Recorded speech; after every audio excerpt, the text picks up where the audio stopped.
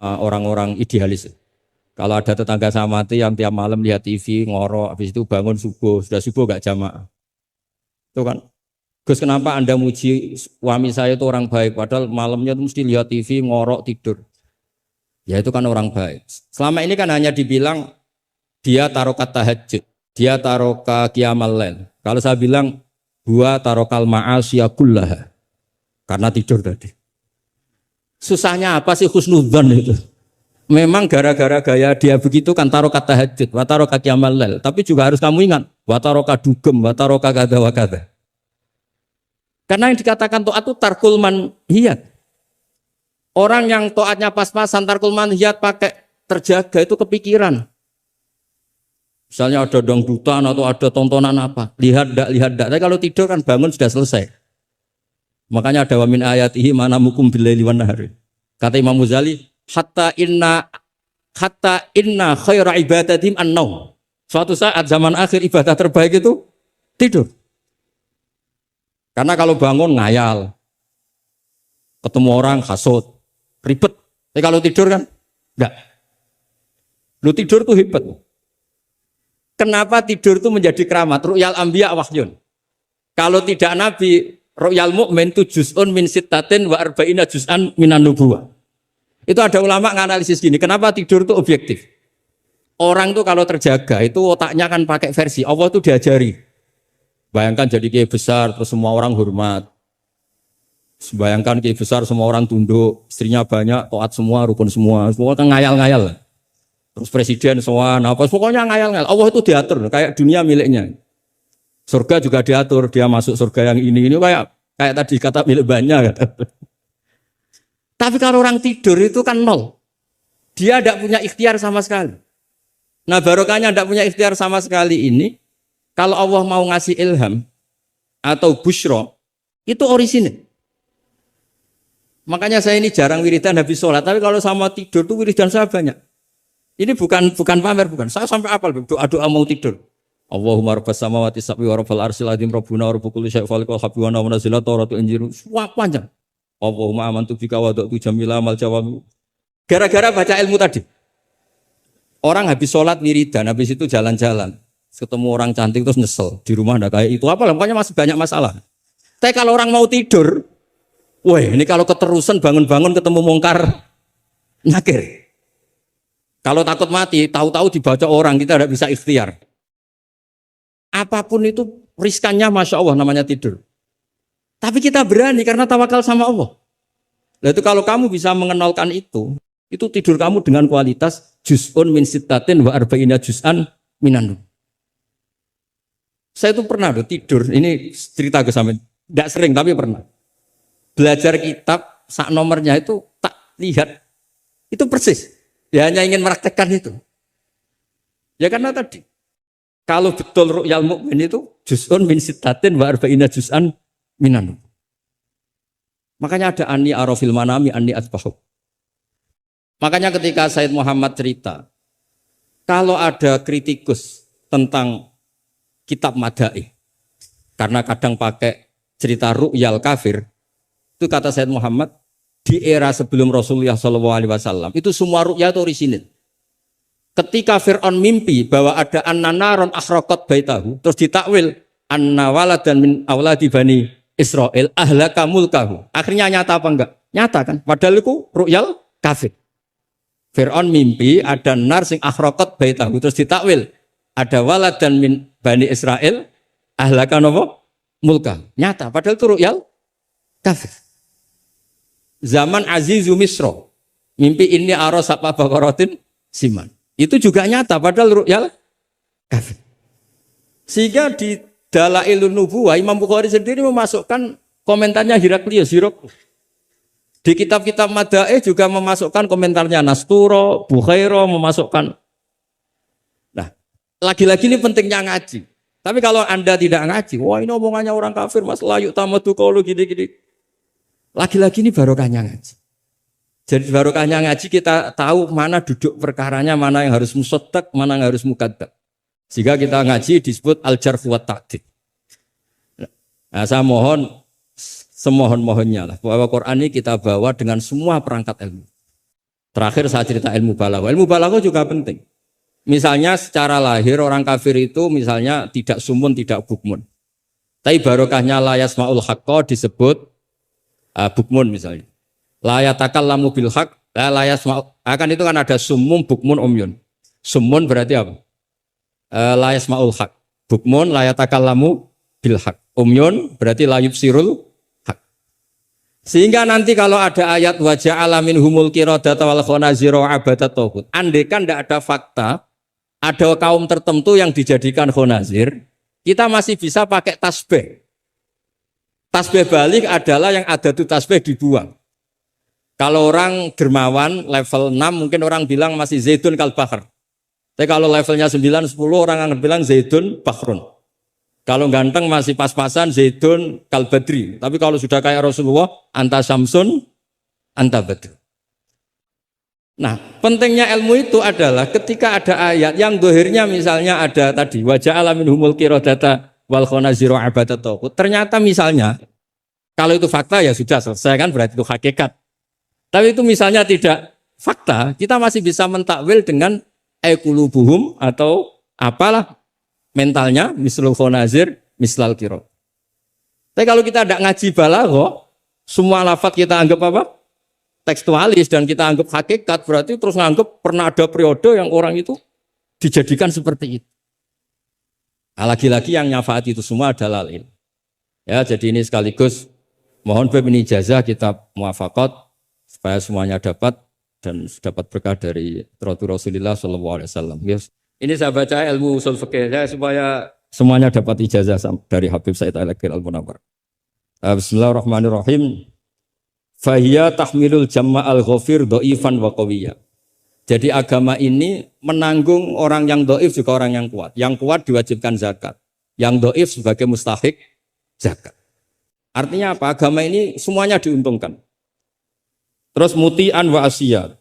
Terus wataku tuhum bi khazaimihim min qadan wa abiyya. Wa tusawwi bainahum bi hukmil adli syarifan wa daniyah. Wa tubawi uhamilaha fid dunya wal akhirati makanan aliyah. Wa tudrajun nubuwatu baina jambaihi wa illam yakun nabiyya. Watul bisu al muttasifa biha malbasan saniyah hatta yakuna lillahi waliya. Ini kata beliau, orang yang ilmunya cukup itu kata beliau dijamin hatta yakuna lillahi wali. Karena tidak ada orang yang syafaqah sama umatnya Rasulullah SAW kayak orang alim. Saya tuh sering dikomplain. Kata Imam Abu Hasan Asyadili fi mukasyafatihi, beliau ketemu Nabi Muhammad SAW, satu ketemu Nabi Nuh. Kata Nabi Muhammad, gojolek Nabi Nuh, andaikan kamu tahu, an-nafi aslabil kuffar, man saya abuduwa la yusyriku bihi syai'an. Kamu tidak akan mendoakan mereka la tadzar alal ardi minal kafirina dayar. Nabi ketika dihujat kayak gitu di Abdul Yalil di Taif, itu kan sampai malaikatul Jibal bilang, kalau kamu mau Muhammad, kalau kamu mau ya Rasulullah, mereka akan saya habiskan. Apa kata Nabi?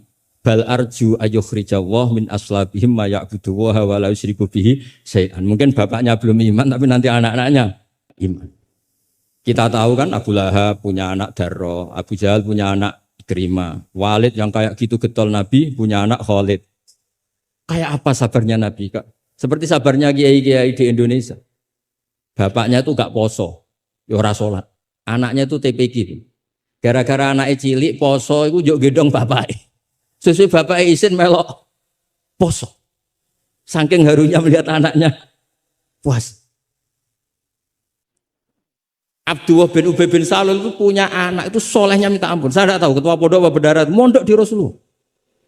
Itu termasuk min ajal italamitihi Abdullah bin Ubay. Punya anak Abdullah juga namanya. Sampai ketika ya Rasulullah bapak saya itu meninggal. Tolong dikasih syafaat. Ya. Saya ingin kafannya itu jubah jenengan. Fanaza'a jubatahu, dikasihkan. Tidak sekedar itu. Tolong ludahi ya Rasulullah biar diludahi kan. Sampai Umar itu, ya Rasulullah apa engkau tidak ingat? Abdul bin Ubay ngomong gini. Gak pernah tidak. Ya nanti saya mintakan maaf ya Umar. Tapi kata Allah intastaghfir lahum sab'ina marrah falayya wa sa'azituhu ala sab'in. Kalau 70 enggak bisa nanti saya tambah. Itu karena ngergani anaknya. Kata banyak ulama mengatakan aslama bi ra'fati Rasulillah wa bi ahwali Rasulillah itu alfun min ahli baiti kaum. Jadi gara-gara sikapnya Nabi yang simpatik, orang kampung yang gengnya Abdullah bin Ubay itu menjadi Islam semua. Wong kok apike gitu, orang kok sebaik itu Rasul. Haru. Artinya gini, ada bukti bahwa anaknya orang nggak karu-karuan itu ya bisa mondok. Bapaknya tidak bisa baca Quran, anaknya hafid. Pas di wisuda itu nangis. Nangisnya karena dulu saya itu baca Quran aja tidak bisa kok anak saya. Nah, roja ini loh yang menjadikan kita semangat, tetap nggak frustasi nyai di Indonesia. Karena Nabi ketika melihat kafir harbi saja, Nabi tetap menghentikan bal arju. Saya berharap ayukhrijawah min aslabihim ma ya'buduwaha wa la yusyriku bihi syai'an. Nah ini sekaligus supaya saya di sini ada gunanya. Andai kan undangan ini salah juga sebagai kafaroh, kesamit kafaroh semuanya. Saya baca muwafaqat karena saya pernah virtual sama beliau nerangkan usul fikih. Saya juga bingung kayak dua orang yang ngatur saya ini. Tapi saya senang sama usul fikih. Saya baca semoga ini barokah sekaligus saya minta ijazah sama Habib Said Aqil Al-Munawwar. Di antara cara ulama mensifati Rasulullah Shallallahu Alaihi Wasallam itu di antara cara madh Rasulullah itu begini. Ba'asahu terusnya terus bimillatin hanifiyatin. Terus beliau ngendikan tahdil kafah fahiman wa ghubiyah. Jadi agama ini tahdil kafah fahiman wa ghubiyah. Wa tarfuqu bijami'il mukallafin muti'an wa asiyah. Itu ketika saya tarik muti'an wa asiyah itu gimana? Bagaimana millah? Hadil millah ini bisa tarfuqu bijami'il mukallafin muti'an wa asiyah. Nabi kayak apa? Cerita orang baik yang ideal, yang melakukan imtitsalul awamir wastinabun nawahi. Tapi Nabi juga ngendikan syafaati li ahlil kabair min ummati. Kayak apa Quran mengajarkan kita kebaikan yang ideal? Wa ibadur rahmanil ladzina yamshuna 'alal ardi hauna wa idza khatabahumul jahiluna qalu salama wal ladzina yabituna li rabbihim sujada wa qiyama wal ladzina itu ideal. Ada lagi yang ideal disebutkan muhsinin itu apa? Alladzina yunfikuna fis sarra'i wad dharra'i wal kadhiminal ghaidha wal 'afina 'anil nas terusnya. Tapi Allah juga ngendikan qul ya ibadiyalladzina asrafu 'ala anfusihim la taqnatu mir rahmatin. Mereka yang asrafu Allah masih manggilnya ya ibadihi hamba-hambaku, kamu ke sini. Anibu ila rabbikum aslimulah. Kayak apa? Hadhil millah tarfuqu bijamil mukallafin muti'an wasi. Sehingga Nabi ngertikan, mangqala la ilaha illallah dakhalal jannah wa in zana wa in sarqa wa in zana wa in sarqa. Itu kebetulan yang tanya itu Abu Dzar. Abu Dzar itu orang yang fikihnya itu ekstrim. Malah yang didhawuhi Nabi wa in zana wa in sarqa sampai tanya lagi. Ya Rasulullah tenane. Kebetulan Nabi pas itu bangun tidur. Iya, wa in zana wa in sarqa sampai 3 kali. Saking Nabi itu karena beliau bantah terus sampai Nabi ngendikan ala rohmi anfi Abi Dzar. Oh dasar terang ora paham-paham. Abu Dzar terus bilang wa in rohima anfu Abi Dzar. Meskipun begitu saya puas karena sudah mengkonfirmasi sampai 3 kali. Sehingga dalam kenangannya Ka'bul Ahbar dalam kitab Khilyatul Auliya ketika cerita manaqibu Ka'bil Ahbar. Ka'bil Ahbar ini orang ahli kitab yang maunya Islam itu terlambat. Karena nunggu data itu kurang 1 menurut dia. Di kitabnya dia itu kan masyhur itu Al-Haditsus Tsani an Yasar bin Atha an Ka'bil Akhbar qala alamani abi Taurata ila sifran wahidan kana yahtimuhu wa yudkhiluhu sunduk. Falamma mata abi fatahtuhu fa idzan fihi nabiyyun yakhruju akhir zaman. Maulidu bi Makkah wa hijratu bil Madinah wa sultanuhu bisyam. Ka'bil Akhbar itu tahu Rasulullah itu maulid di Makkah ini sudah benar. Wa hijratu bil Madinah sudah benar, tapi beliau tidak menangi ada sultanul Islam bisyam. Sehingga cara beliau data ini kurang 1. Ketika Futuhat, Umar menaklukkan Syam. Dan Islam di Syam menjadi sultanah, menjadi sultan. Wa sultanuhu bisyam. Singkat cerita dia akhirnya masuk Islam. Dengan data yang seketat itu. Akhirnya dia jadi penasihatnya Umar bin Khattab. Masyhur. Ketika di antara yang diceritakan beliau adalah yalumunani ahbaru Bani Israel. Saya ini ketika ketemu orang-orang ulamanya Bani Israel sering dicibir, disalahkan. Annani dakhaltu fi ummatin farraqahum awalan summa jama'ahum. Nah, ini Saya ini dikritik, disalah-salah ini sama ulama Bani Israel. Karena saya ini masuk satu komunitas yang gaya pertamanya kayak ada kelompok-kelompok, ada faksi-faksi. Tapi semua jamaah pada akhirnya jadi satu. Terus beliau baca kitab, baca Quran tadi, summa awrasnal kitab alladzina astafaina min ibadina. Tadi yang dibaca Profesor Kures. Faminhum dzalimun li nafsi. Gayanya kita ini kita dibagi, ada yang dzalimun li nafsi, wa minhum muqtasid, wa minhum sabiqum bil khairati biidznillah. Tapi kata Nabi, haula kulluhum bimanzilatin wahidah wa kulluhum fil jannah. Tapi ternyata 3 orang ini semuanya di surga. Yang ngajari Quran, lelaki sama lelaki, perempuan sama perempuan, itu ya fil jannah. Tapi kalau di kampung-kampung itu gurunya itu perempuan cantik. Ya ada ustadz lelaki, ya agak kepikiran juga. Itu kalau diharamkan tidak jalan, dihalalkan fitnah. Tapi barokahnya agak-agak semu-semu ini yang bisa baca Quran di situ banyak. Ikutnya partai wa akharuna atarafu bidzunubihim khalatu amalan sholihah wa akhara sayyi'ah. Jadi, ini cerita saja, nanti bisa ditasih sama beliau. Intinya kalau kita ngaji itu tadi, kita kata Sayyid Muhammad yang paling masyhur, li'annal insan kullamata sa'fikruh qalla inkaruhu 'alan nas. Jadi, al-insan idza tasa'fikruh qalla inkaruhu 'alan nas. Jadi tadi misalnya ada kiai besar diundang di kampung-kampung terbelakang nggak mau, jangan katakan sombong. Itu tidak membunuh pasaran kiai kampung. Yang datang puji tawaduk, yang nggak datang puji ngasih job, kan enak kan? Semuanya benar. Semuanya apa? Loh, saya kalau bidang kemenak tidak datang, karena ngasih jatah jenengan-jenengan ini. Kalau saya datang bisa majub ini. Ya ini sekaligus minta ijazah saya baca muqaddimahnya. Nah ini banyak keluarga saya sama dari keluarga langsung. Begini ya masalah ulumul Quran. Saya dulu kalau diajarin bapak itu sering beliau cerita. Kamu cari sisi ekstrimnya. Sisi ekstrim itu begini, misalnya hudal lil muttaqin. Quran itu petunjuk bagi mereka yang takwa. Orang-orang idealis ngartikan takwa itu adalah orang-orang yang imtitsalul awamir wastinabun nawahi. Itu orang ideal. Tapi faktanya Sayyidina Umar itu masuk Islam tuh dengar surat Toha khina kana huwa kafir. Ketika beliau masih kafir. Beberapa sahabat dulu masuk Islam itu ketika mendengar Quran statusnya masih kafir. Sehingga ada bukti bahwa orang tidak muttaqin juga bisa dapat hidayat Quran. Nah barokahnya kita baca banyak, Quran itu bukan sekedar hudal lil muttaqin tapi juga hudal linnas. Lalu dianalisis. Oh jangan-jangan lil muttaqin ini cara balaghah min babil iktifa.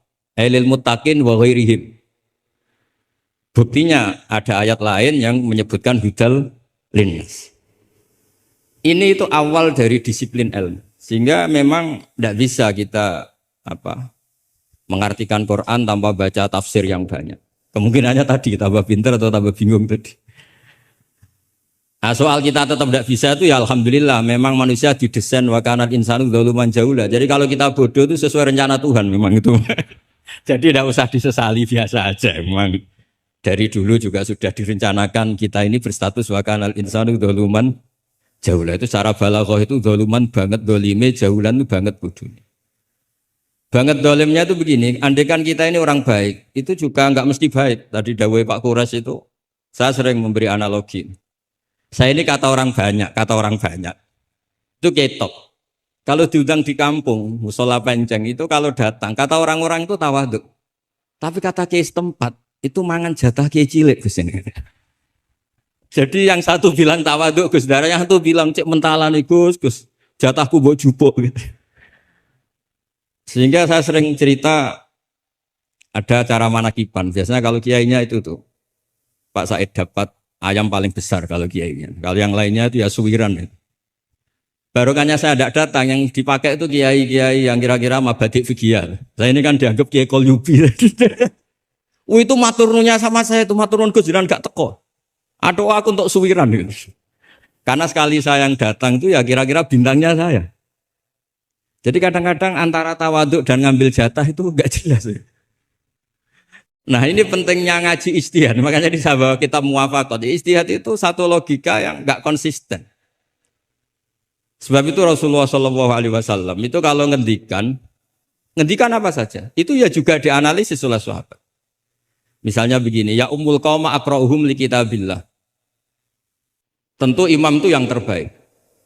Tapi di beberapa kejadian, akabirus sahabah itu pernah makmum sama Salim Maula Hudzaifah. Itu orang yang kelas nasabnya, marganya itu jauh di bawah Abu Bakar Umar. Tapi beliau makmum sama Salim Maula Hudzaifah. Bahkan beberapa riwayat yang Nabi ngendikan cara shorihan, itu sama sahabat masih dinego. Karena ada ranah istihad. Misalnya Nabi ngendikan, la tusalliyanna asra ila fi Bani Quraidah. Ternyata mendekati Bani Quraidah, kadati syamsu antahruba, matahari hampir terbenam. Sebagian sahabat berpikir, kita harus sholat di sini karena matahari mau terbenam. Sebagian yang lain enggak. Nabi bilang jangan asar kecuali di Bani Quraidah. Separuh sholat asar, separuh enggak. Falam yu'annif ahadan minhum. Nabi enggak menyalahkan salah satu karena ini masalah apa? Istihad. Jadi ini matur juga Gus Samit, saya tadi dari rumah bilang sama keluarga, saya datang tapi mau pamit. Ini saya sudah mau jadi resi, mau uzlah. Karena ya itu tadi, kalau saya ngisi terus itu apa tawadhu, apa nutup jatahnya orang lain itu juga gak jelas. Nanti hisabnya itu apa ya, gak jelas. Bapak itu sering ngajari gitu. Pak itu kiai sepuh jadi imam masjid istiqomah sekali sampai tua. Itu istiqomah apa mau digenti kan? Itu istiqomah atau enggak mau regenerasi. Jadi orang itu biar mikir. Saya beri contoh sekian pentingnya istihad. Karena Rasulullah Shallallahu Alaihi Wasallam idan sorofa min sholatihi akbala aliyah nabi wajhi. Sehingga banyak orang, banyak imam kalau habis sholat itu langsung menghadap ke makmumin. Kalau di Indonesia menghadap ke timur. Tapi di beberapa tabwibnya Imam Bukhari atau Tarjamatul Bukhari, beliau menyebut itu lil mau'idhah. Buktinya setelah itu Nabi ngendikan ara'aitakum lailatakum hadhi. Kamu mimpi apa? Coba terangkan ke saya. Sehingga terus ada yang mempraktekkan boleh menghadap ke makmumin kalau li ta'lim atau lil mau'idhah. Tapi banyak juga ulama yang menganalisis itu bentuk maklumat anna sholata inqadat, bahwa sholat itu selesai. Takutnya Nabi kalau tetap menghadap ke barat sesuai bentuk duduk tawarruk atau tahiyat akhir, atau itu nanti dikira Nabi fi sholat. Sehingga orang yang datang kemudian Allahu Akbar makmum sama Nabi itu bahaya betul dalam bab sholat. Karena robkus sholat biman laisa fi sholatin. Berarti makmum tadi menggantungkan sholatnya dengan orang yang sudah tidak sholat. Sehingga dibutuhkan sikap memaklumatkan kalau sholat itu inqadat. Dengan cara apa? Boleh menghadap ke timur, boleh menghadap ke utara kalau dalam konteks Indonesia. Kalau kata Imam Syafi'i, ja'lul makmumin janibal yamin, berarti orangnya menghadap ke utara kalau ada.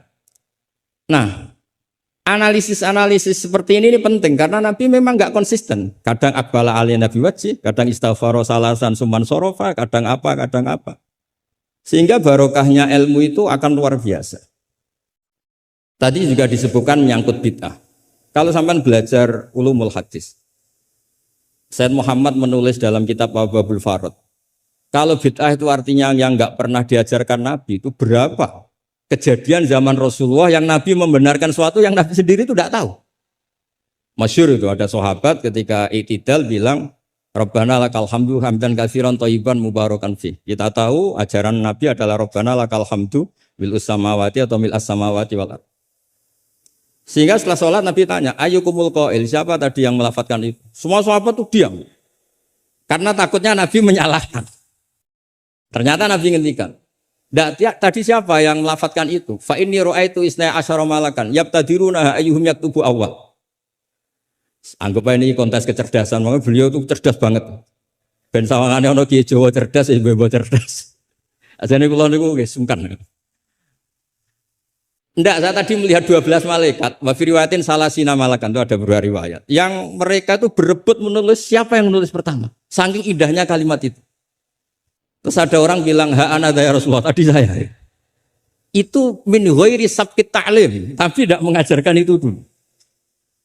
Terus Sayyid Muhammad melihat lagi peristiwa Bilal. Ya Bilal, kamu itu punya ngalaman apa sih sampai saya mendengar dafana alaika fil jannah. Saya melihat Qur'an alaika fil jannah. Ketukan sandal kamu di surga. Bilal cerita, saya tidak pernah wudhu gini-gini kecuali saya sholat dengan wudhu itu. Dan banyak lagi amal-amal sahabat yang min ghairi sabqit ta'lim kemudian di-ACC oleh Nabi. Andai kan bid'ah itu yang belum diajarkan Nabi, tentu semua itu salah. Kowe sing marahi sapa? Ora tak warai kok kreasi dhewe. Fa antal musyarri'. Tidak, Nabi ternyata mengiyakan. Yang ketiga yaitu peristiwa kulhu.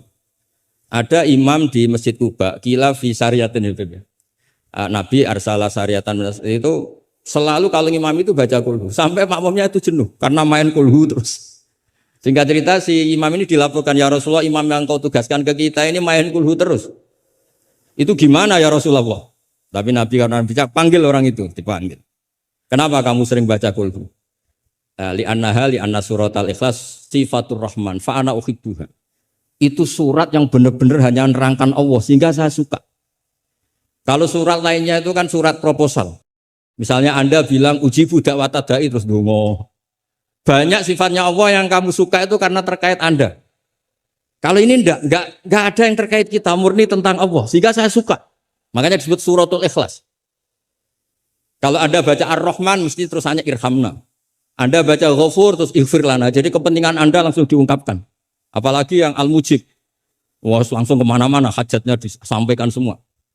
Kamu yang punya utang, Allah yang kamu libatkan gitu. Ya kan? Kamu yang ingin wahyu, Allah kamu libatkan. Ya Allah. Masih disuruh enggak konangan itu kan. Enggak ikut Allah, enggak ikut utang, kamu libatkan suruh nyaur gitu kan. Tapi kalau surat Ikhlas enggak ada itu semua. Enggak ada Mujib, enggak ada Rahman, enggak ada, pokoknya tentang Allah saja. Maka saya suka. Sehingga disebut surat Ikhlas karena orang baca surat Ikhlas itu pasti ikhlas karena ada terkait tentang kita. Tapi apa kata Nabi? Barusan Jibril datang memberitahu Allah itu suka kamu. Akhbirhu annallaha yuhib. Orang itu senangnya bukan main. Nah barokahnya ngaji seperti ini kalau Anda melihat imam main kulhu saja, orang alim alama itu pasti baca hadis tadi. Tapi Imam Ahmad tuh gak suka ada orang sering baca kulhu, ini cerita ijtihad. Gak suka. Beliau dikasih tahu ini kampung ini sering baca Yasin, kampung ini sering baca kulhu. Marah besar Imam Ahmad. Ayuh jarul Quran. Ayuh jaru ghairu suratil Ikhlas. Ayuh jaru ghairu surat Yasin. Memangnya Quran hanya kulhu. Kamu ridho kalau Quran lainnya enggak dibaca. Kamu ridho kalau surat lainnya enggak populer, yang populer Yasin terus. Lam yakun se'unnal Quran mahjura. Enggak boleh Quran jadi mahjur. Harus dibaca semua. Ya tapi kan kaidah kita ada saja ulama yang mengatakan malah idrokukulu, la idrokukulu. Kalau enggak bisa semua ya kulhu. Nah, ya istilah-istilah ini yang bikin kita ini ya seneng ya kadang mangkel gitu karena ya mangkelnya itu kok mereka yang ulama enggak kita itu. Ya kadang-kadang mangkel itu. Ya mangkel seneng gitu. Saya itu pengagum kitab usul karena mbah saya itu al-usul. Yang saya seneng ya tadi logika yang dibangun. Tapi saya pastikan al-usuli ini di antara kaidah terakhirnya itu at-takmil idza ada lil asli bil ibtal lam yu'tabar. Jadi at-takmil idza ada lil asli bil ibtal lam yu'tabar. Sehingga kiai-kiai Jawa itu kalau misalnya negur orang sepuh, saya sering diceritani kiai-kiai kampung itu ada orang sujud tuh gini, Beb. Setelah ditegur, "Mbah, kalau gini lebih sah." Enggak membenari peci malah paginya enggak sholat lagi. Jadi makanya kiai Jawa itu malas negur karena jadinya enggak dibenahin, jadinya enggak sholat. Jadi itu masuk kaidah at-takmil idza ada lil asli bil ibtal lam yu'tabar. Jadi kalau dipaksakan ideal itu malah al-aslunya hilang. Makanya kitab ini yang saya baca, kitabnya Imam Syatibi. Asy-Syatibi itu ada dua, ada Asy-Syatibi al-Usuli, ada Asy-Syatibi yang al-Muqri, yaitu yang ngarang Khirzul Amani itu ya. Nah itu ini nanti saya baca beberapa kaidah dalam ulumul Quran. Jadi ijtihad itu tidak bisa tidak benturan. Saya sering cerita di mana-mana. Dulu Imam Syafi'i itu pengagum kemiskinan karena kalau orang miskin itu tidak ada hisapnya. Oh senangnya bukan main dengan miskin. Selain faktanya miskin, senang tapi dengan orang miskin. Karena ada hisap. Setelah ngaji sama Imam Malik, beliau tanya, siapa orang yang selevel jenengan ya Malik? Ya dulu ada Imam Abu Hanifah, sekarang sudah wafat. Tapi ada muridnya. Namanya Muhammad bin Hasan Asy-Syaibani. Setelah beliau datang, Muhammad bin Hasan Asy-Syaibani itu kalau ngitung emas, itu di meja tamu. Ngitung uangnya di meja tamu. Uangnya. Imam Syafi'i itu ngelus dodo. Orang sealim ini kok kedonyan ya. Tapi kata Muhammad Hasan Asyibani, kalau kamu orang soleh gak boleh punya uang, gak boleh kaya, ini tak kasihkan sama lonte, sama koruptor, sama tukang dugem, tukang apa itu, tukang judi. Jangan, kalau dipakai orang fasik nanti gak karu-karuan. Jenengan saja. Baru sadar, iya ya. Kalau yang orang soleh kiri semua, yang fasik kaya, berarti ada syaukatul zalim ala soleh. Ada syaukatul zalim. Kayak apa bahayanya? Ada saltonatul fasik ala soleh. Semenjak itu Imam Syafi'i itu tuh sampai fatwa berlebihan. Orang Islam yang bisa kaya kok miskin haram. Kuat beli Alphard kok beli carry tua haram. Terus berlebihan. Kalau Gus Ilmi kuat jabat kok enggak haram. Pokoknya terus ekstrim. Sampai al-Islam ya wala yulale. Terus kata kiai-kiai Jawa yang alhamdulillah banyak yang miskin juga. Komentarnya lucu, wes ngerti bah, cuma ora kelar. Artinya punya selera kaya itu kita sudah punya, jangan haramkan, semuanya tahu kok. Cuma nggak mampu, jadi udah salah no. Tapi barokahnya itu Imam Syafi'i menjadi tahu bahwa bukan sekedar apa ahyini miskinan wa amitni miskinan, tapi Nabi juga pernah ngendikan nikmal malu soleh lil mar'is soleh. Bahkan Imam Syaroni ngendikan, kamu murid-murid saya harus jadi orang kaya. Kenapa Imam Syaroni? Bukan kan kita disuruh zuhud. Nanti kamu kebingungan baca ayat ini. Terus beliau baca anfiku. Artinya kalau kamu miskin pas baca anfiku mimma razaqnakum kamu bingung. Karena kamu nasibnya yunfakun.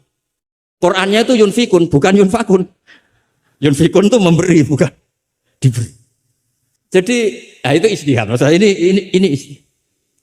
Jadi istihad itu sesuatu yang harus kita buka. Ya seperti inilah.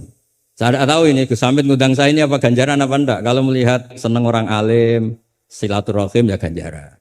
Tapi kalau tanyakan santri saya yang sekarang mungkin baru sorogan sama saya ikhya apa. Ganggu saja bodoh kerap ya. Tidak tahu nanti yang didengar Allah itu komennya yang di sana dianggap sini pengganggu.